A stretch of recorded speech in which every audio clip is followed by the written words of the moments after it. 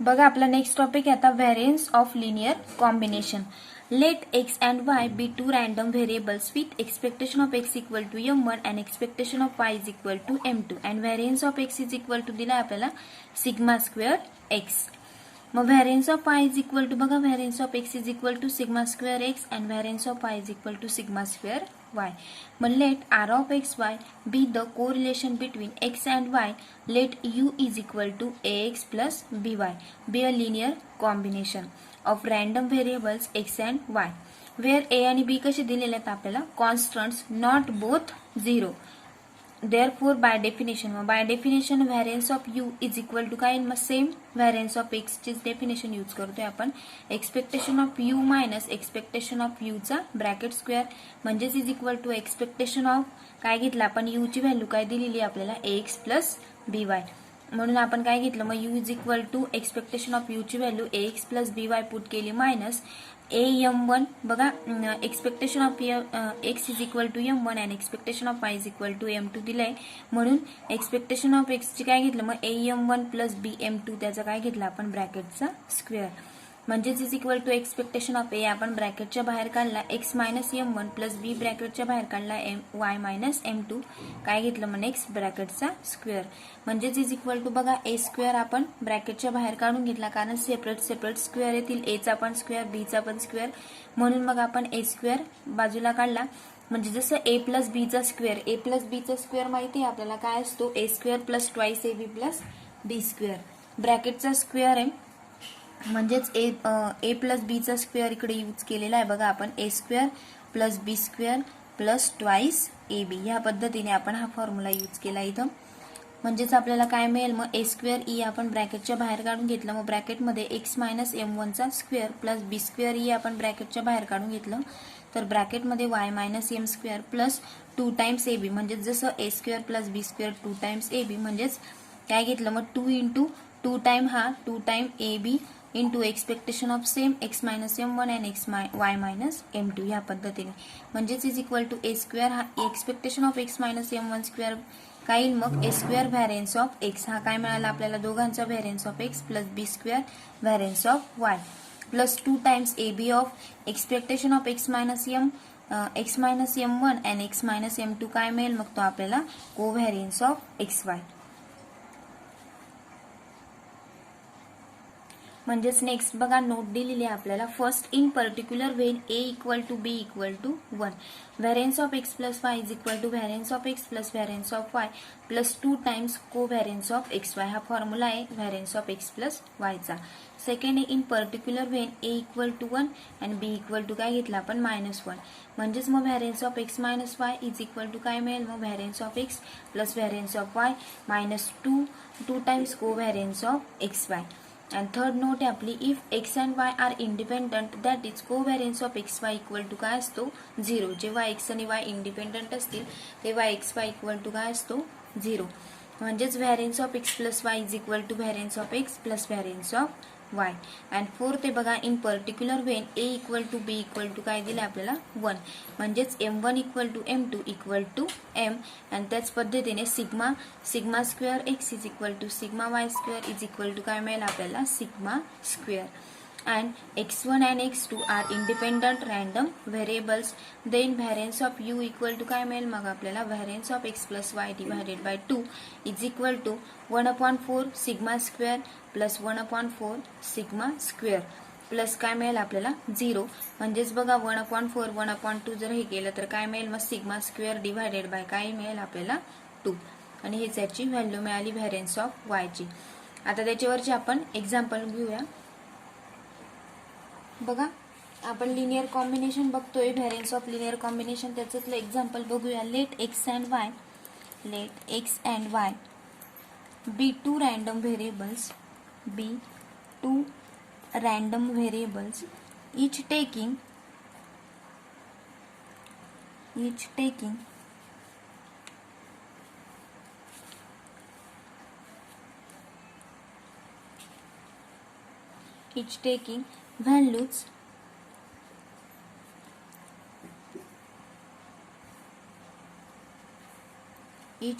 values -1, 0 and 1. and having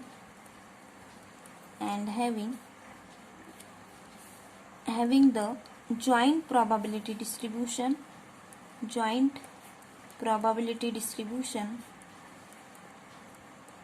given by, बघा value दिले आहेत एक्सच्या अँड वायच्या,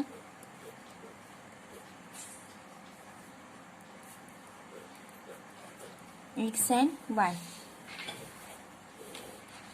एक्सचे व्हॅल्यू दिले आहेत -1 0 अँड 1 आणि इकडे -1 0 अँड 1.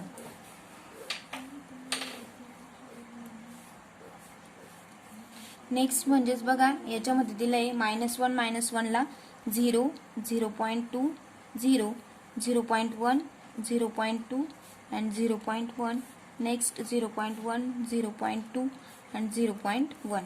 मग बघा फर्स्ट आपल्याला फाइंड करायचं आहे. Find first variance of 3x - 4y + 2 and second find करायचं आहे आपल्याला व्हॅरियन्स ऑफ 3x + 5. सोल्युशन बघूया. सोल्युशन मग मार्जिनल प्रोबॅबिलिटी आपल्याला फर्स्ट काय फाइंड करावं लागेल, marginal probability distribution of x. Marginal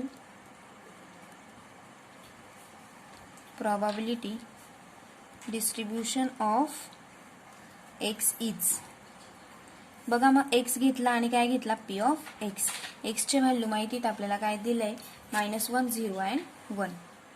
मग x चे व्हॅल्यू घेतल्या -1 0 अँड 1 आणि काय घेतो आपण टोटल घेतो. मग बघा p ऑफ x x ची टर्म -1 असताना काय आहे 0.2. बघा 0.2.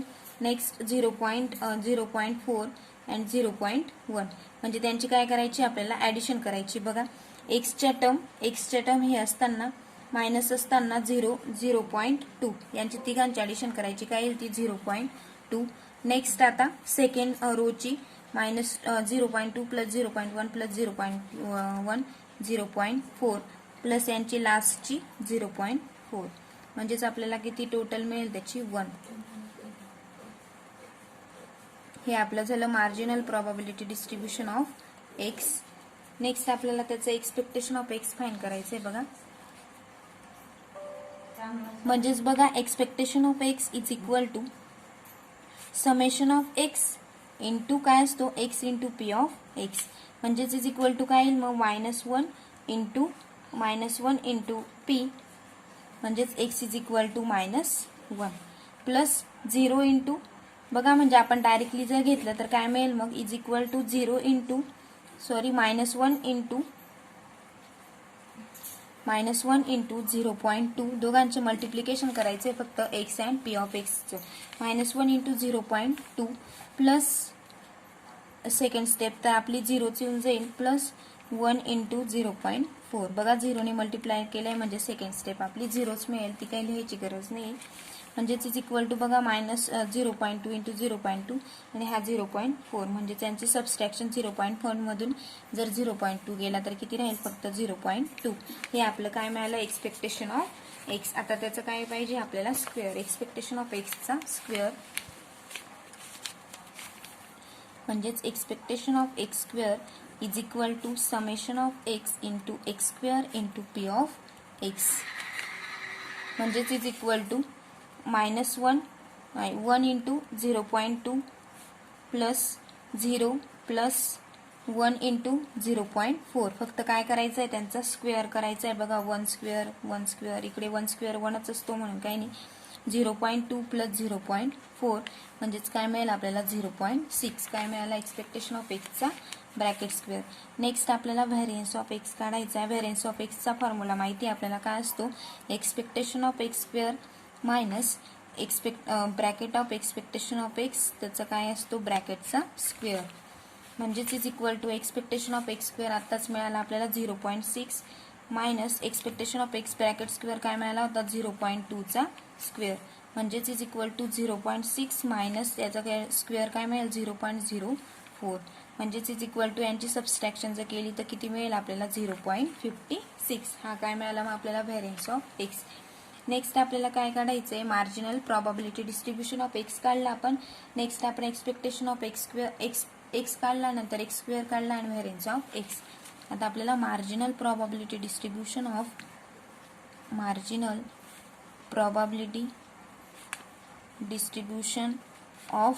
y इज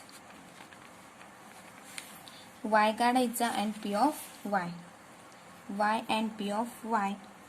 y ची व्हॅल्यू -1 0 1 म्हणजे 0.2 0.6 अँड 0.2.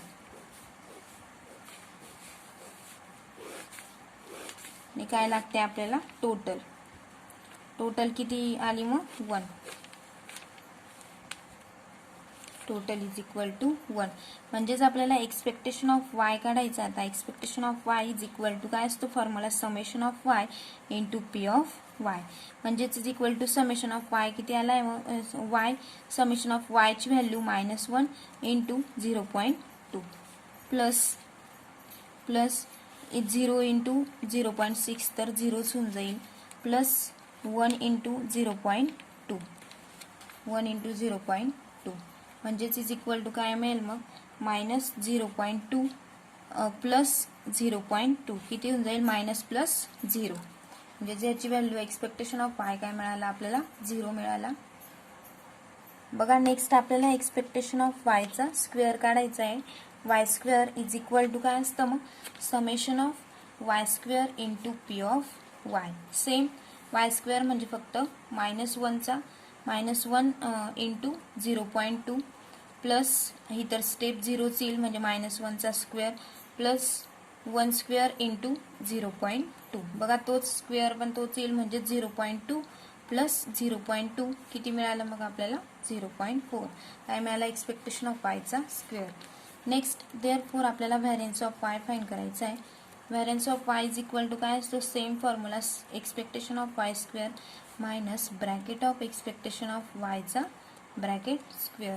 म्हणजेच इज इक्वल टू हा काय मिळाला होता आपल्याला 0.4 मायनस याची व्हॅल्यू आपल्याला 0 मिळाली होती, म्हणजेच व्हॅरियन्स ऑफ y किती मिळाला आपल्याला 0.4. Next values of x Y and x Y and probability of x y are given. बघा आपल्याला एक्स ची, वाय ची, एक्स वाय ची and probability of x y ची व्हॅल्यू फाइंड करायची आहे गिवन बिलो. नेक्स्ट बघा एक्सचा चार्ट घ्यायचा आपण, एक्स वाय घ्यायचा, x Y and probability of x Y. बघा एक्सच्या व्हॅल्यू किती दिलेल्या होत्या आपल्याला, 9 दिलेल्या होत्या, म्हणून त्या पद्धतीने आपण, पण 9 दिलेल्या होत्या, दोघांच्या मिळून 9 दिलेल्या होत्या, मग आपल्याला काय मिळेल त्याचा 3 टाइम्स घ्यावं लागेल.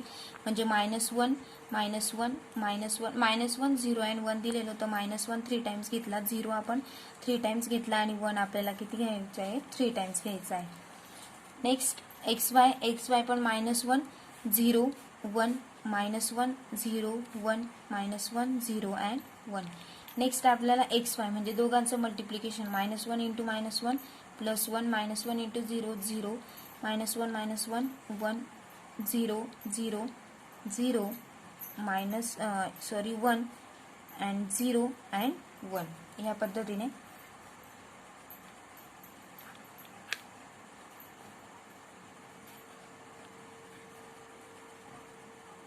तो -1 येईल. नेक्स्ट बघा probability of x Y. Probability of x Y ह्या व्हॅल्यू आपल्याला क्वेश्चन मध्ये दिलेल्या आहेत, ते आपण घेऊया. किती दिलेलं होतं ते, 0 -1 असताना 0 0.2 0 0.1 0.2 0.1 0.1 0.2 अँड 0.1. ह्या पद्धतीने ह्या व्हॅल्यू दिलेल्या होत्या. मग आपण X Y and probability of x Y ह्या व्हॅल्यू आपण फाइंड केल्या. बघा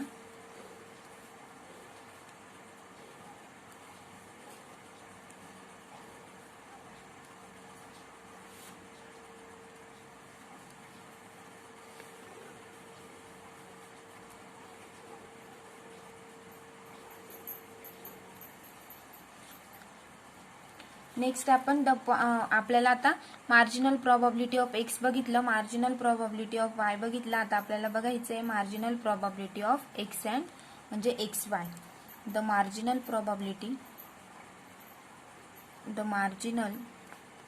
probability distribution of X Y is. मग एक्स वायची व्हॅल्यू -1, 0 अँड 1 आणि काय लागते आपल्याला total. Next probability of x Y काय मिळाली आपल्याला व्हॅल्यू 0.1, 0.8 अँड 0.1. बघा म्हणजे -1 असताना किती व्हॅल्यू आहेत. मग आपल्या -1 असताना बघायचं 1, 2 अँड 3. बघा -1 असताना 1, 2 म्हणजे 0 अँड 0.1 म्हणजे 0.1 आली. नेक्स्ट आता 0 असताना किती आहेत 1, 2 1, 2, 3 अँड 4 अँड 5 म्हणजे बघा 0.2 प्लस 0.1, 0.3 प्लस 0.2, 0.5 अँड 0.6 अँड 0.2 म्हणजे 0.8 म्हणजेच आपले 0 असताना किती मिळाले 0.8 आणि 1 असताना किती. मग इकडे पण व्हॅल्यू 0 आहे बघा आणि 1 असताना इकडे 0.1 म्हणजेच फक्त त्यांची टोटल काय येईल 1 असताना 0.1 आणि तिघांची टोटल जर केली तर आपल्याला किती मिळते 1. म्हणून आपण त्यांचं मल्टिप्लिकेशन फक्त आपल्याला रिपीट लिहिलेले आहेत आपण ते म्हणजेच आपण त्यांना काय करून घेतले त्यांचं ऍड करून घेतले फक्त. नेक्स्ट म्हणजेच expectation of x Y is equal to काय मिळेल मग summation of x y into probability of x y. आता परत काय करायचं आपल्याला दोघांचं मल्टिप्लिकेशन करायचंय म्हणजेच is equal to -1 into 0.1 plus 0 into 0.8 plus 1 into 0.1 म्हणजेच is equal to -0.1 plus 0 plus 0.1 म्हणजेच -1 प्लस 1 गेट 0 म्हणजेच एक्सपेक्टेशन ऑफ एक्स वाय काय मिळाला आपल्याला 0 मिळाला. म्हणजेच बघा here expectation of x Y is equal to काय असतं expectation of X into expectation of Y म्हणजे since covariance of x Y equal to काय असतो 0. Covariance of x Y is equal to 0 असतो. म्हणजेच देअरफॉर आता आपल्याला एक क्वेश्चन मध्ये विचारलंय की variance of 3x minus 4y plus 2 हे आपल्याला फाइंड करायचंय बघा. म्हणजेच equal to 3² into variance of x plus 4² जसं आपण एक्सपेक्टेशन ऑफ एक्स स्क्वेअर करतो त्या पद्धतीने 4² into variance of y plus variance of 2 काय केलं आपण सेपरेट केलं. म्हणजेच is equal to 3² is equal to 9 into variance of x किती आला आपला 0.56 plus 4² is equal to 16 into variance of y किती आला आपला 0.4 प्लस व्हॅरियन्स ऑफ 2 किती आला आपला variance of 2 is equal to 0. म्हणजेच बघा यांचं दोघांचं मल्टिप्लिकेशन किती मिळेल आपल्याला 5.04 प्लस यांचं दोघांचं 64 म्हणजेच इज इक्वल टू यांची जर आपण ॲडिशन केली तर आपल्याला मिळणार आहे 10.44. अँड नेक्स्ट आहे सेकंड फाइंड करायचं होतं आपल्याला हे फर्स्ट होतं अँड सेकंड फाइंड करायचं आहे आपल्याला variance of 3x plus 5 is equal to काय करायचं परत व्हॅरियन्सच्या वेळेस आपण स्क्वेअर करतो 3² into variance of x 3² is equal to 9 into variance of x किती आला आपल्याला 0.56. बघा यांचं दोघांचं मल्टिप्लिकेशन किती मिळेल मग आपल्याला 5.04 आणि हा आपला काय आला मग व्हॅरियन्स ऑफ 3x प्लस 5. बघा हेच आपल्याला फाइंड करायचं होतं. पुढच्या लेक्चरला आपण नेक्स्ट लेक्चरला पुढचे एक्झाम्पल्स बघूया काही याच्यावरचे कॉम्बिनेशन लिनियर कॉम्बिनेशन वरचे.